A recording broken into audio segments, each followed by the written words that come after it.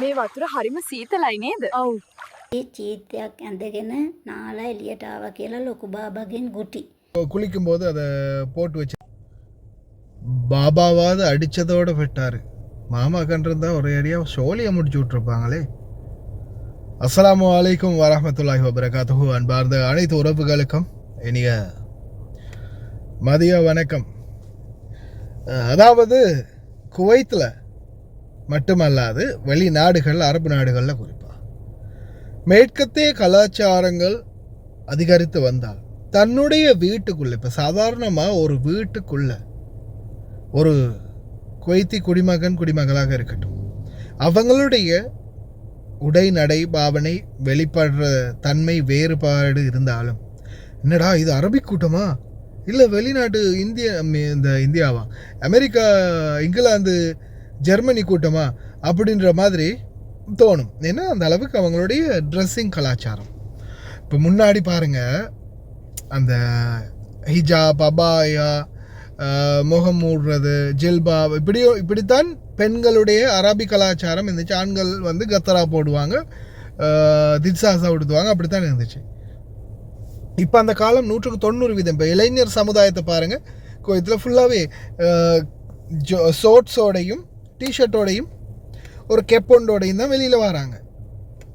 இப்போ அரபிகள் கூட பாருங்கள், திட்சாசா ஒன்று போடுவாங்க, அந்த ஜுப்பாவை அணிஞ்சிக்குவாங்க, ஆனால் கேப் தான் கூடுதலாக யூஸ் பண்ணுறாங்க. அந்த கத்ரா யூஸ் பண்ணுறது கூட இல்லை. ஒரு சிலர் குறிப்பிட்டவர்கள் தான் இப்போ அந்த பாரம்பரிய ஆடையை பயன்படுத்துகிறாங்க. பெண்களும் ஓகே, அது இப்போ மாறி போச்சு. ஜீன்ஸு, பேண்ட்டு, டிஷர்ட்டு அப்படின்னு இப்போ 100க்கு ஒரு 70% தான் ஹிஜாப், 30% ஹிஜாப் இல்லைன்ற நிலைமைக்கு போயிடுச்சு. அதெல்லாம் வந்து சும்மா நார்மலாக இப்போ சர்வசாதாரணமாக மாறிடுச்சு.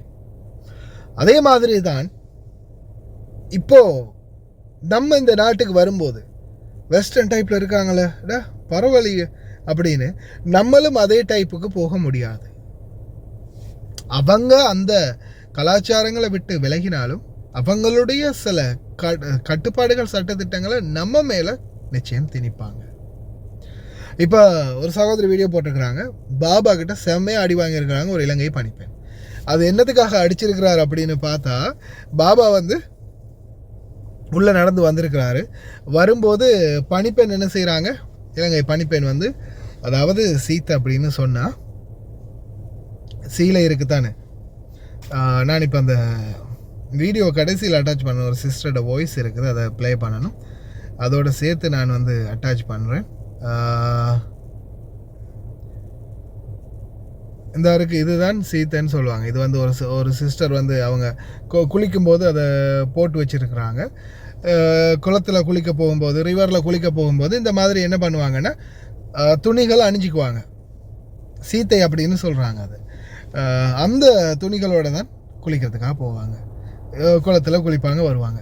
ஆனால் அதே நம்மளுடைய நடைமுறையை வந்து இந்த அரபு நாடுகளில் செயல்படுத்த முடியாது. இதே அமெரிக்காவில், இங்கிலாந்தில், பிரிட்டனில், நீங்கள் ஜெர்மனில், ஃப்ரான்ஸில், இத்தாலியில், கனடாவில் நீங்கள் போய் பீச் ஓரமாக அண்டர்வேரோட குளித்தாலும் ஐ டோன்ட் கேர்ன்னு போயிட்டே இருப்பாங்க யாராக இருந்தாலும்.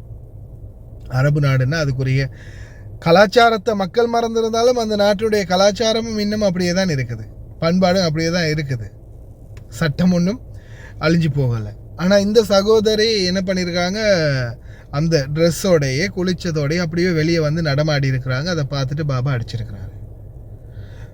இதில் 2-3 விடயத்தை நீங்கள் தெரிஞ்சுக்கொள்ளணும். ஒன்று, உங்களுடைய பாதுகாப்பு மெயினாக. இப்போ நீங்கள் இந்த மாதிரி திரியும் போது இப்போ நம்ம எத்தனையோ வீடியோக்கள் பார்த்துருக்கோம், பாபாக்களால் கற்பழிக்கப்பட்ட பணிப்பெண்கள், மகன்களால் கற்பழிக்கப்பட்ட பணிப்பெண்கள், பாபாவுடைய சகோதரம், குடும்ப உறுப்பினர்கள் யாராவது தவறாக நடக்க முயற்சி பண்ணாங்க. இந்த மாதிரி எத்தனையோ சம்பவங்கள். அப்போ நீங்கள் இந்த மாதிரி உங்களுடைய உடல் அமைப்புகளையோ அல்லது உங்களுடைய உடல் பாகங்களையோ வெளியில் தென்படும் அளவுக்கு வெளியில் நடமாடும்போது அது நீங்களே உங்களுக்கான குழியை தோண்டி கொள்கிற மாதிரி சிச்சுவேஷனாக மாறலாம். அதனால் தயவு செய்து ரொம்ப கவனம். இது ஆண்களுக்கும் பொருந்தும், பெண்களுக்கும் பொருந்தும். ஏன்னா இந்த நாட்டை பொறுத்த வரையில் ஆண்களாக இருந்தாலும் சரி, நீங்கள் டவலோட வெளியில் நடமாடுறது, டவலை கட்டிட்டு வெளியில் நடமாடுறது, உடம்புல ஷர்ட் இல்லாமலோ டிஷர்ட் இல்லாமலோ பனியன் இல்லாமலோ வெளியில் போய் வர்றது, ஆஃப்டர் ஆல் பனியனோட கூட வெளியில் போகக்கூடாது.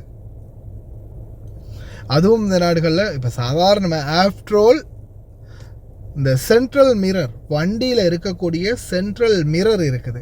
இந்த சென்ட்ரல் மிரரை வந்து பார்த்தா, அதாவது அதை பார்க்கக்கூடாது அப்படின்னு சில பாபாக்கள் வந்து என்ன செய்வாங்க, அந்த சென்ட்ரல் மிரர் அப்படியே அப்படி உடைச்சி அந்த மடக்கி வச்சுருப்பாங்க, இல்லை டிரைவர் பக்கம் மொத்தமாக திருப்பி விட்டுருப்பாங்க.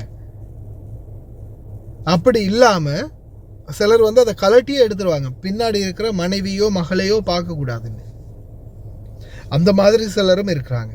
அப்படி இருக்கும்போது அந்த மாதிரி மெயின்டைன் பண்ணக்கூடியவங்களுக்கு முன்னுக்கு நீங்கள் பனியனோடையோ இல்லை ஷோர்ட்ஸோடையோ இல்லை வெறும் மேலோடையோ நீங்கள் மேனியோடையோ நீங்கள் வெளியில் தெரிஞ்சிங்கன்னா நிச்சயமாக அது உங்களுக்கு ரிஸ்காக மாறலாம்.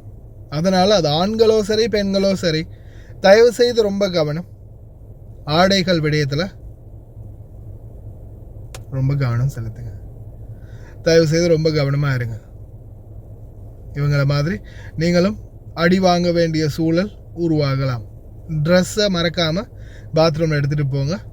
ட்ரெஸ்ஸோடையே வெளியே வாங்க. ட்ரெஸ்ஸை அது குளிச்ச உடுப்போடையோ அல்லது ஈர துணிகளோடையோ தயவு செய்து வெளியில் வராதிங்க. அது உங்களுக்கும் ஆபத்தாக முடியலாம். தயவு செய்து ரொம்ப கவனம். இந்த முன்னாடி வரக்கூடிய வீடியோ வந்து சிங்களத்தில் தான் இருக்குது. சகோதரியோடைய வாய்ஸ் கட்டும் இருக்குது. தெரிஞ்சவங்க பாருங்கள். ரொம்ப கவனம்.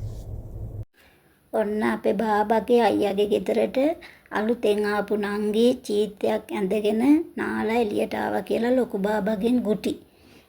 අවුලක් නැහැ. ෂේප් කරලා ඇරියා මැඩම්ලා මේ එහෙම එකතු වෙලා එයා දන්නේ නැතුව ඒ දේ කරන්න ඇති කියලා. අපේ ලංකාවේ නම් ඕක සාමාන්‍ය දෙයක්නේ.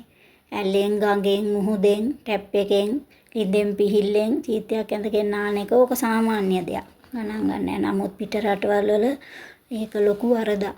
බාබලා ඉදිරිපිට අපි එන්නේ ස්කාප් එකෙන් ඔළුව වහගෙන. එහෙම එකේ චීත්තයක් ඇඳගෙන කොණ්ඩේ කඩා දාගෙන එන එක ලොකු වරදක්.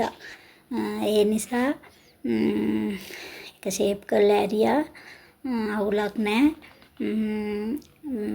අලුතෙන් රට අය ඉන්නවා නම් ඒ රටේ ඉන්න අය ඉන්නවා නම් චීත්ත අරන් එන්න එපා. දඩුවම් ලැබිය හැකි ලොකු වරදක් වෙනවා. ඊයේ දාපු වීඩියෝ එකට තමයි මම මේ වීඩියෝ එක දාන්නේ. ඕකේ නේද? මොකද්ද?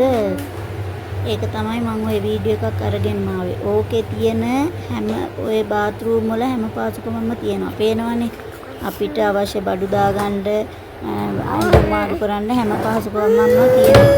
ඉතින් එහෙම තියෙද්දි තමයි ඒ නංගියාගේ ගෙදරත් එහෙමයි. එයාලගේ කාමර දැන් ඔය මේ අහලා තියෙන ප්‍රශ්නෙට උත්තරේ එයා බාත්රූම් එකත් එක්කම නෑ මේ කාමරේ තුනක් පහ වෙලා තමයි තමන්ගේ රූම් එකට යන්න ඕනේ.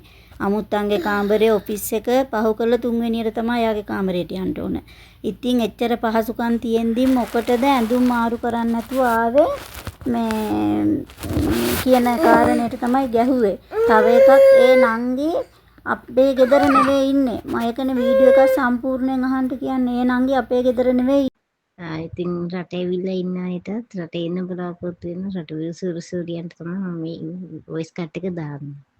ඔයාලා ලංකාවෙන් පිට වුණාට පස්සේ මෙඩපිරිදිග රටකට ආවට පස්සේ දියරෙත් දාන්නේ මේක සම්පූර්ණ නතර කරන්න. ඔයාලට රූම් එකක් තියෙනවා නම් රූම් එකේ ඔයාලට කියලා බාත්රූම් එකක් තියෙනවා නම් දොර ලොක් කරගෙන නාලා ඔයාලට ඕන දෙයක් කරගන්න ඒක ප්‍රශ්නයක් නෑ.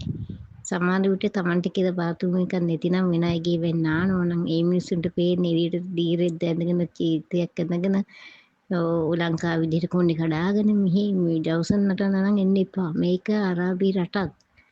අරාබි රටක් අනික ඉස්ලාම් රටක්. ඕගොල්ලන්ට මේ ඒ පුහුණු කොණ්ඩේකින් ඔය කියලා දුන්නේ නැද්ද ඕගොල්ලන්ට?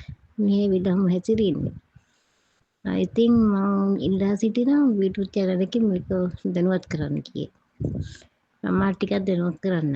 හරිද? අපි අවුරුදු ගණනාවක් රට හිටියා කවදාවත් මේ මිනිස්සුන්ට අපේ ඔළුවක්වත් අපේ අඳින ඇඳුමක්වත් කවදාකවත් පෙන්눔 කරේ නැහැ. හරිද? දිගට ඇඳගෙන ස්කාප් එකකින් ඔළුව වහගෙන තමයි ඉදිරියට යන්නේ.